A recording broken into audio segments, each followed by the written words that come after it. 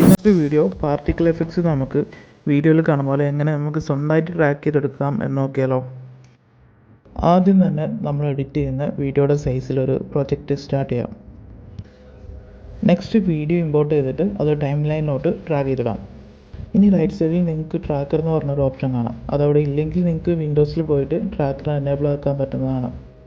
എന്നിട്ട് video select ചെയ്തുകൊണ്ട് നമുക്ക് ട്രാക്കറിൽ ട്രാക്ക് മെഷീൻ എന്നുള്ള ഓപ്ഷൻ ക്ലിക്ക് ചെയ്യാം. അപ്പോൾ തന്നെ നമുക്ക് വീഡിയോയുടെ അകത്ത് ഒരു ട്രാക്കർ പോയിൻ്റ് ആഡ് ആയിട്ട് വരും. നമുക്കത് കസ്റ്റമൈസ് ചെയ്യാൻ പറ്റും. എന്നിട്ട് നമുക്ക് ട്രാക്ക് ചെയ്യേണ്ട ഒബ്ജക്റ്റിൻ്റെ മേലെ അത് കൊണ്ടുവെക്കാം.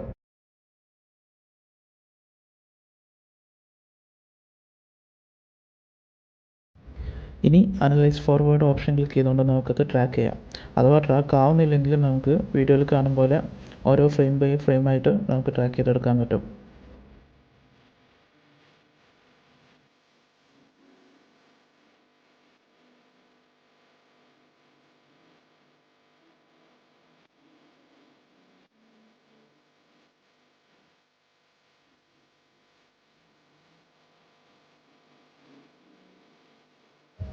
നമുക്ക് ആവശ്യമുള്ള ഭാഗം അത്രയും ട്രാക്ക് ചെയ്ത് കഴിഞ്ഞാൽ നമുക്ക് നെക്സ്റ്റ് ഒരു നൾ ഒബ്ജക്റ്റ് ആഡ് ആക്കാം.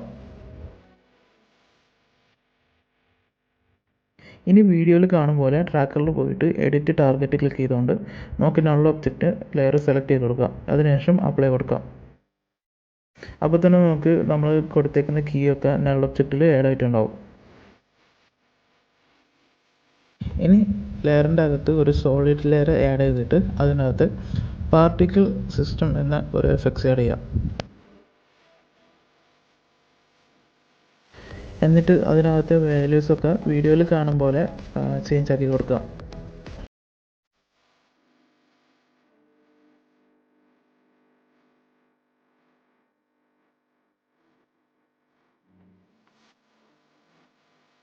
ഇനി ലാസ്റ്റായിട്ട് നമുക്ക് പാർട്ടിക്കിൾ എഫക്ട്സിൻ്റെ പ്രൊഡ്യൂസറിൻ്റെ പൊസിഷൻ നൾ ഒബ്ജക്റ്റിൻ്റെ പൊസിഷനുമായിട്ട് പാരലൽ ലിങ്ക് ചെയ്ത് കൊടുക്കാം.